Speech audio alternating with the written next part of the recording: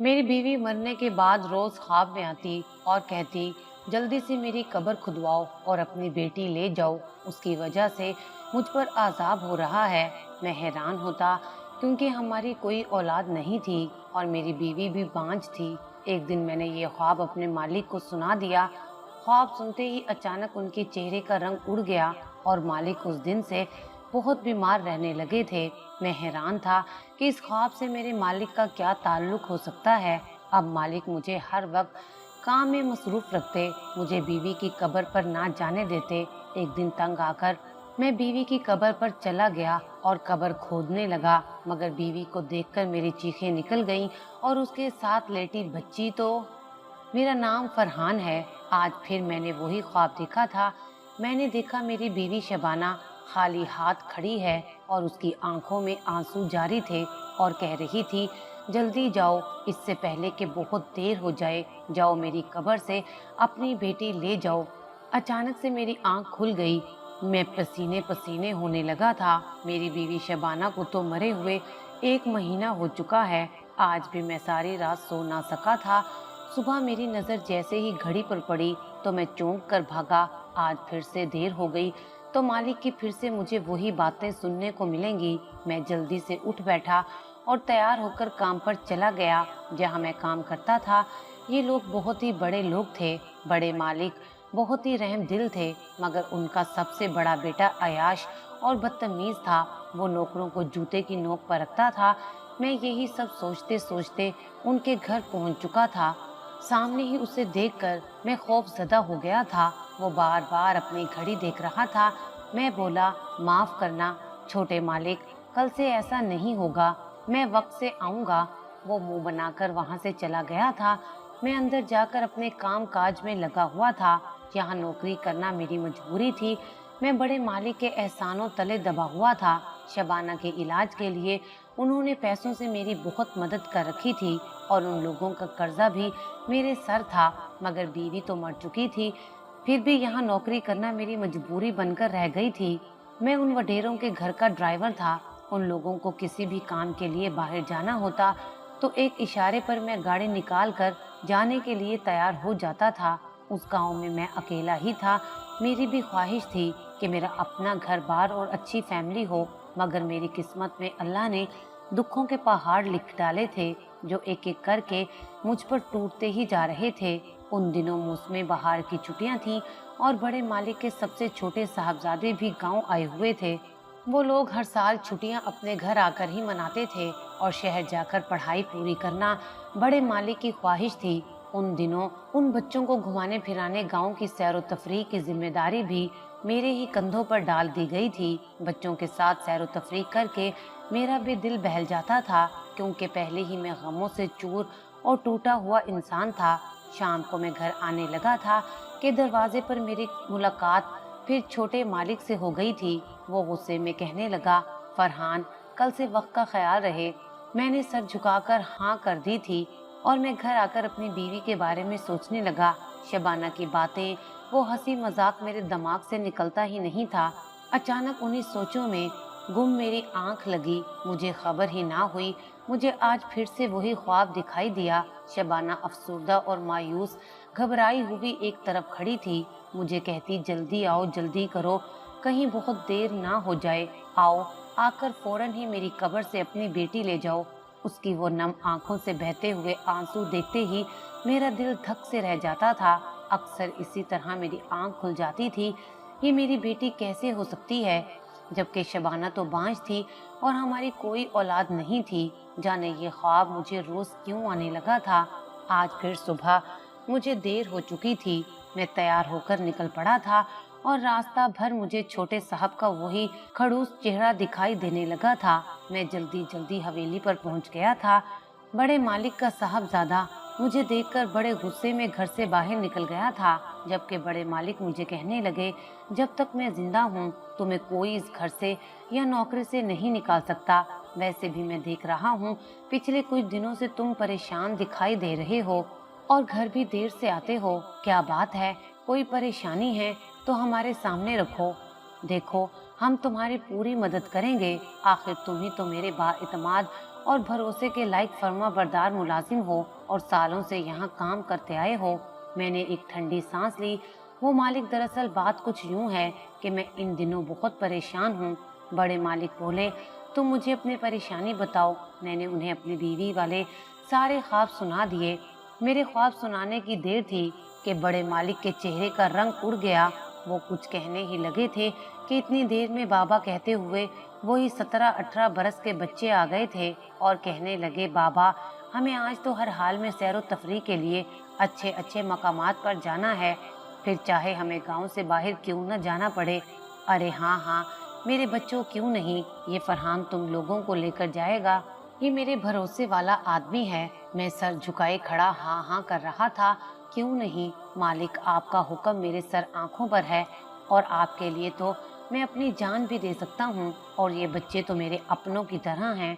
मुझे बाप और बच्चों के दरमियान इतनी मोहब्बत और प्यार देखकर बहुत ही अच्छा लग रहा था। मालिक ने मुझे बेटा कहा था, मेरे लिए ये भी किसी एहसान से कम नहीं था। मैं अपनी गाड़ी में बच्चों को बिठाकर वहाँ से रवाना हो गया था, मगर मुझे मालिक का अचानक से परेशान हो जाना कुछ अजीब लगा था।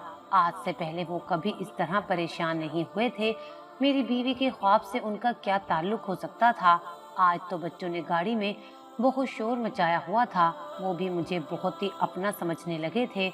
बस एक बड़े मालिक के बच्चों में वो ही उनका बड़ा बेटा रईस ही था, जो बहुत ही तल्ख मिजाज इंसान था। न जाने मालिक के किस गुनाह की सजा था। फिर मालिक के दूसरे बच्चों को हंसता खेलता देखा तो सोचता, काश मेरी भी अपनी औलाद होती। ये ख्वाहिश मेरे दिल के किसी कोने में कहीं दफन होकर रह जाती थी। मैंने बच्चों को खूब घुमाया फिराया और बच्चों ने मुझे भी अपने साथ मशगूल रखा। मालिक के बच्चे बहुत ही मॉडर्न ज़माने के मालूम होते थे। उनकी सोच भी बहुत आला मिसाल थी। मैं रात तक उन्हें घर ले आया था और मालिक भी मुझे बच्चों के साथ हंसता घुलता मिलता देखकर बहुत खुश होने लगे थे। मालिक ने मुझे घर जाने की इजाज़त दे दी थी और जाते वक्त मालिक ने आवाज़ देकर मुझे रोका। फरहान, मेरा तो दिल ही हिल गया था, मगर जैसे ही मैं आगे बढ़ा, मालिक ने मेरी जेब में चंद रुपए रखकर कहा, ये तुम्हारा इनाम है, इसे मेरी तरफ से तोहफा समझकर रख लो। मैंने लाख मना किया, मगर मालिक नहीं माने और मैं खुशी खुशी घर लौट आया था। उधर मैं सारा दिन बच्चों के साथ घूम फिर कर खूब थक चुका था और सोने के लिए लेट गया था। मैं थोड़ी देर में सो गया था। रात ख्वाब में मुझे फिर वही मंजर दिखाई दिया। शबाना फिर से मेरे आगे हाथ जोड़े खड़ी थी, मुझे अपनी तरफ बुला रही थी। फरहान, यहाँ आओ, जल्दी करो वरना बहुत देर हो जाएगी। अपनी बच्ची मेरी कब्र से ले जाओ। शबाना की रोती हुई आंखें, वो दिल लर्जा देने वाले आंसू मुझे बेहद परेशानी में डाल रहे थे। मुझे तो कुछ भी समझ नहीं आ रहा था। मैं चीख पड़ा और नींद से ओझल हो गया था। मैं सर पकड़कर वहीं बैठ गया था और पसीने से मेरा बुरा हाल होने लगा था। मेरा तो दिल कांप ही रहा था। ना जाने रोज क्यों यही ख्वाब मुझे दिखने लगा था। पता नहीं क्या मतलब था इन बातों का, मुझे मालूम करना ही था। अगली सुबह मैं जल्दी से तैयार होकर अपनी नौकरी के लिए चल पड़ा था। आज तो सवेरे ही छोटे मालिक अलियास का फोन आ गया था। उन्होंने कहा था कि जल्दी से हवेली पहुंचो। क्या बात हो सकती है, मैं तो सोच सोच कर ही कांप रहा था। मैं जल्दी से वहां पहुंचा तो वो घर के बाहर ही मेरा इंतजार कर रहे थे। ना जाने कहीं बड़े मालिक की तबीयत तो नहीं बिगड़ गई थी। मैंने फौरन ही कहा, क्या बात है, बड़े मालिक ठीक तो हैं, कहीं उनकी तबीयत तो नहीं बिगड़ गई? अरे नहीं, ऐसा कुछ नहीं है जैसा तुम समझ रहे हो। वो दरअसल मुझे आज तुम्हें अपने साथ कहीं लेकर जाना है। तुम फौरन ही गाड़ी निकालो और मैं बस कुछ ही देर में आता हूँ। मैंने कहा, मगर वो बच्चे? अरे वो सब मैं संभाल लूंगा, तुम फिक्र ना करो, मैं बाबा से बात कर चुका हूँ। मैं गाड़ी निकालते हुए सोचने लगा था, आज तो मालिक बड़े ही मेहरबान हुए जा रहे हैं मुझ पर। छोटे मालिक तैयार होकर मेरे साथ फौरन ही रवाना हो गए थे और कुछ ही देर में वो मुझे रास्ता समझाते हुए वहाँ ले आए थे। मैं तो सोच भी नहीं सकता था कि ये इंसान और यहाँ कैसे आ सकता है। भला इस आदमी का यहाँ क्या काम और ये मुझे ही यहाँ क्यों लाया है? और भी तो मुलाजिम थे। अलियास ने मुझे यहीं गाड़ी रोकने को कहा और खुद अंदर जाने लगे। मेरा तो सर ही शर्म से झुक गया था कि मालिक की परवरिश तो ऐसी हरगिज नहीं है, फिर ये कैसे हो सकता है। वहाँ कई औरतें मुझे इशारा कर रही थीं, अपने पास बुला रही थीं। मैं हैरानो परेशान गाड़ी में ही बैठा रहा था। मेरा तो यहाँ दम ही घुट रहा था। मैं घंटों मालिक के वापस आने का इंतजार करता रहा और बैठा रहा कि ना जाने और क्या क्या देखने को मिलेगा। और सामने से आते हुए छोटे मालिक पर मेरी नजर पड़ी तो मैंने जल्दी से गाड़ी स्टार्ट की। मेरी तो आंखें ही फटी की फटी रह गई थी। मालिक तो बड़े ही उजड़े हुए हुलिये में थे और उनके पीछे बहुत सारे आदमी लगे हुए थे, जैसे उनका कोई झगड़ा हुआ हो। वो फौरन ही गाड़ी में आकर बैठ गए थे और बोले, जल्दी करो, यहाँ से निकलो। मगर मालिक, हुआ क्या है और आपकी हालत को क्या हुआ है? अभी ये सब पूछने का वक्त नहीं, तुम फौरन ही चलो। गाड़ी चलाते हुए उन्हें घबराया हुआ देखकर मैं बहुत ही ताज्जुब महसूस कर रहा था। ये मेरी जिंदगी का पहला तजर्बा था उनके साथ जो इस तरह डरे और सहमे हुए दिखाई दे रहे थे। मैंने तो कहा भी, मालिक अगर आप कहें तो मैं गाड़ी थाने की तरफ ले चलता हूँ, हमें इस मामले में पुलिस की मदद लेनी होगी। मगर वो तो अपनी जिद में थे और बिल्कुल भी रजामंद नहीं थे मेरे इस फैसले से। और तो और उन्होंने मुझे हैरत में डाल दिया था और कहा कि फरहान, तुम ये बात किसी को नहीं बताओगे कि मैं यहाँ आया था, और खासकर अब्बा जान से। तुम जानते हो मैं तुम्हारे साथ क्या सलूक कर सकता हूँ। मैं उस वक्त घबरा गया था और हाँ हाँ करने लगा था। छोटे मालिक वापस ही घर आ गए थे और उन्होंने मुझे छुट्टी दे दी थी। बात यहीं रफा दफा हो गई थी और सब कुछ नॉर्मल हो चुका था। 10 दिन यूं ही गुजर गए और सब कुछ ठीक था। दूसरी तरफ मैं पहले ही अपने इन रोज मामूल के ख्वाबों से बेचैन हुए जा रहा था और आखिर मामला अब बहुत ही संगीन हुए जा रहा था। फिर ख्याल आया कि एक बार फिर इस ख्वाब के बारे में बड़े मालिक से बात करता हूँ। बड़े मालिक शायद इस मामले में मेरी कोई मदद करें, क्योंकि उनके पास तो पहले भी काफ़ी बड़े बड़े आलिम वगैरह आते रहते हैं। मैंने सुबह ही उनके घर जाकर मालिक से इस बारे में दोबारा बात करने की सोच ली थी, मगर हवेली पहुंचते ही मेरे तो पैरों तले से ज़मीन ही निकल गई थी। वहाँ तो मंजर ही कुछ और था। हवेली के अंदर शोर शराबा और एक हंगामा फैला हुआ था और हवेली के बाहर खड़े सभी मुलाजिम तरह तरह की बातें बना रहे थे।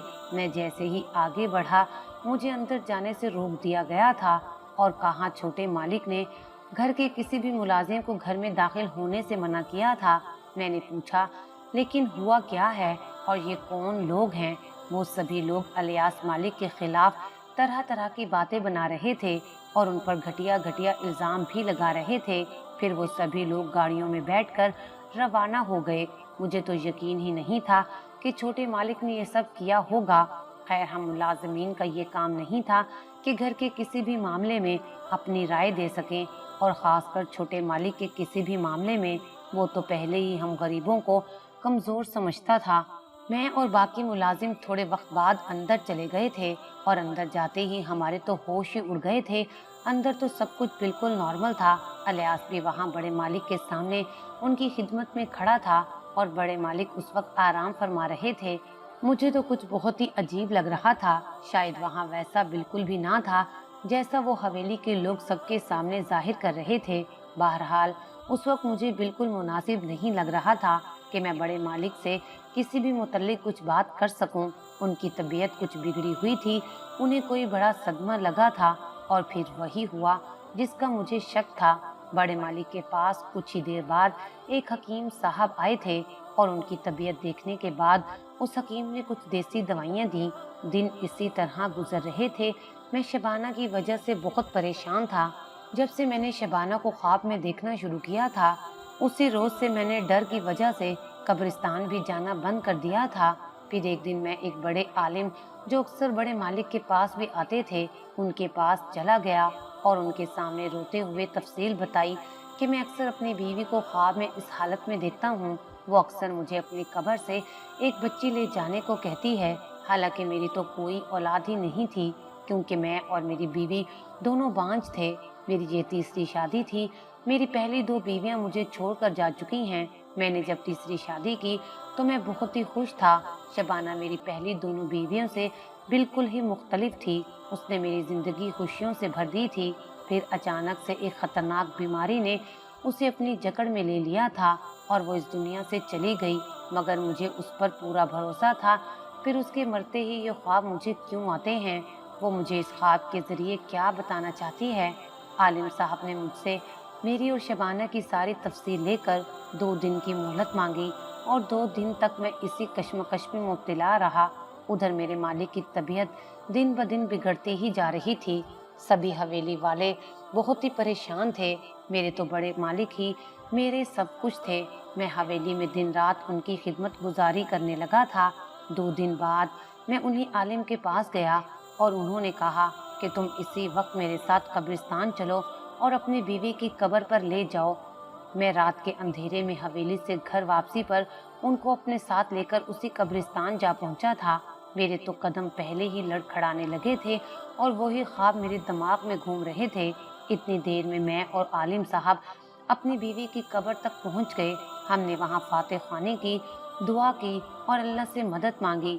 मैं रोते रोते वहीं बैठ गया था। मेरी तो हिचकियां ही बंद गई थीं। अचानक मुझे शबाना की याद आ गई थी। थोड़ी ही देर में मुझे जमीन से कुछ घुटी घुटी सी आवाजें सुनाई दी और मैंने आलिम साहब को बताया। हम लोगों ने फौरन ही कब्र के बिल्कुल ही बराबर में खुदाई शुरू कर दी थी और कुछ ही देर में हमें एक बच्ची की रोने की आवाज कानों में पड़ी। मेरा तो दिल ही लरस उठा था। ये क्या माजरा था? मेरा ख्वाब हकीकत का मोल लेने वाला था। जब खुदाई थोड़ी गहरी हुई तो मेरी तो आंखें ही फटी की फटी रह गई थीं। वहां तो जमीन की मट्टी तले दबे एक बच्ची चादर में लिपटी रो रही थी। मैंने फौरन उसे उठा लिया था और आलिम साहब की तरफ देखने लगा। वो फौरन ही मुझे देखकर मुस्कुराने लगे, कहने लगे, अल्लाह ने तुम्हारी मुराद बरसों बाद पूरी की है। अब से ये तुम्हारी बेटी है। कौन कहता है कि तुम दोनों बांझ थे? जब अल्लाह चाहे तो किसी भी वक्त किसी की गोद भी भर सकता है। तुम्हारी बीवी के जरिए तुम्हें इस बच्ची तक लाया गया है, क्योंकि अल्लाह ने इस बच्ची की जिंदगी भी इसीलिए रखी थी कि इसकी परवरिश तुम्हारे हाथों हो सके। मैं तो फौरन ही सजदे में गिर गया था। मेरी तो आंखों से आंसू ही नहीं रुक रहे थे। ये खुशी के आंसू थे, मगर अल्लाह ताला की शान देखकर मैं हैरान रह गया था कि ये बच्ची अब तक जिंदा थी और मेरे आने की राह देख रही थी। मैंने उस बच्ची को उठाकर अपनी बेटी का नाम दे दिया था और बहुत ही अच्छे माहौल में अपनी बेटी की परवरिश शुरू कर दी थी और उसे दुनिया की हर वो खुशी दी जो दुनिया का हर बाप अपनी बेटी को देता है। उसे खूब पढ़ाया और उसकी हर ख्वाहिश पूरी की और साथ ही हवेली में अपनी नौकरी भी जारी रखी। बड़े मालिक की तबीयत भी अब काफी बेहतर हो गई थी। वो मुझे अक्सर कहते कि अपनी बेटी को खूब पढ़ाओ लिखाओ, उसे शहर भेज दो। मेरी बेटी का सारा खर्चा बड़े मालिक उठा रहे थे और मैं हैरान था। वो मेरी बेटी पर हद से ज्यादा पैसा लुटा रहे थे। छोटे मालिक अलियास एक कत्ल के केस में जेल जा चुके थे और ताहयात उन्हें उम्र कैद की सजा हो गई थी। जब मेरी बेटी 18 साल की हुई तो मुझसे मिलने हवेली चली आई और उसी दिन मेरे और मेरे मालिक के दरमियान एक राज हकीकत बनकर सामने आया तो मेरे तो रोंगटे ही खड़े हो गए थे। मेरी बेटी की तालीम मुकम्मल हो गई थी और वो शहर में एक सरकारी इदारे में बहुत बड़ी मैडम लग चुकी थी। अपनी बेटी इरम की कामयाबी देखकर मैं तो खुशी से फूले नहीं समा रहा था। फिर मालिक ने मुझे और मेरी बेटी इरम को बुलाया और वहाँ एक वकील भी बैठा था। मैं तो बिल्कुल ही हक्का बक्का रह गया था जब बड़े मालिक ने अपने घर हवेली और जायदाद का एक बड़ा हिस्सा मेरी बेटी के नाम कर दिया था। मैं पहले ही उनके एहसानों के तले दबा हुआ था और अब ये एक और एहसान जिसे मैं अपनी जान देकर भी नहीं उतार सकता था। मैं तो बहुत ही डरा हुआ था क्योंकि जो कुछ मालिक ने इरम के नाम किया था पहले वही सब कुछ छोटे मालिक अलियास के नाम था। मेरी बेटी के जाने के बाद मैंने मालिक से ये सब करने की वजह पूछी तो वो कहने लगे, फरहान, इरम तुम्हारा नहीं बल्कि हमारा ही खून है और मेरी पोती है। मैं तो सदमे से हिल गया था। मेरी तो रूह ही लरस गई थी। फिर मालिक ने बताया कि मेरे बेटे अलियास ने कोठे पर जाकर वहाँ की एक तवाइफ से नाजायज ताल्लुकात रखे हुए थे और फिर उस तवाइफ ने जबरदस्ती उससे शादी कर ली और फिर जब वो हामला हुई तब उसने अलियास को इस बच्ची के जरिए ब्लैकमेल करना शुरू कर दिया था और अलियास खानदान की इज्जत को एक कोठे के हाथों बर्बाद नहीं कर सकता था। उसने गुस्से में बच्ची की पैदाइश के बाद उसे जिंदा ही कब्रिस्तान ले जाकर एक कब्र में दफन कर दिया था और इत्तेफाक से वो कब्र तुम्हारी बीवी की थी। और जब वो तवाइफ अपने गुंडों के साथ इस हवेली में आई और हम सब पर अपना रौब जमाने लगी तो अलियास ने उसे फायर मारकर ख़त्म कर दिया और फिर कुछ अरसे बाद उसके कत्ल के जुर्म में जेल में चला गया। मगर जब आलिम ने मुझे तुम्हारा और उस कब्रिस्तान का किस्सा सुनाया तो मैं हैरत ज़दा रह गया था और मैंने फौरन ही जेल जाकर अपने बेटे से कब्रिस्तान का पता मालूम किया जहां उसने उस बच्ची को दफन किया था। जब मुझे उस राज का पता चला तो मैं तुमसे अपनी पोती लेना चाहता था, मगर तुम्हारी इरम से मोहब्बत देखकर मैंने ये फैसला किया कि तुम बे औलाद हो। इरम अब सारी जिंदगी तुम्हारे पास रहेगी और उसका सारा खर्चा मैं उठाऊंगा। कुदरत के इस फैसले ने हम सबको ही हिला कर रख दिया था। मैं आज वही गरीब आदमी, एक मामूली सा मुलाजिम, उसी बच्ची का बाप हूँ जिसका अपना सका बाप गरीबों से नफरत करता रहता था और उन्हें कमजोर समझता था। बड़े साहब ने मुझे मना कर दिया कि मैं सारी जिंदगी इरम को ये हकीकत नहीं बताऊंगा, वरना उसकी हंसती मुस्कुराती जिंदगी में तूफान आ जाएगा। और फिर मैंने भी इस राज को हमेशा के लिए दिल में दफन कर दिया था। बड़े साहब ने इरम की शादी पर उसे तोहफे में वो प्रॉपर्टी के कागज दे दिए थे और इरम को शक भी नहीं हुआ था। बड़े साहब ने कहा कि तुम्हारे बाप ने सारी जिंदगी मेरी खिदमत की है और ये उसी का फल है।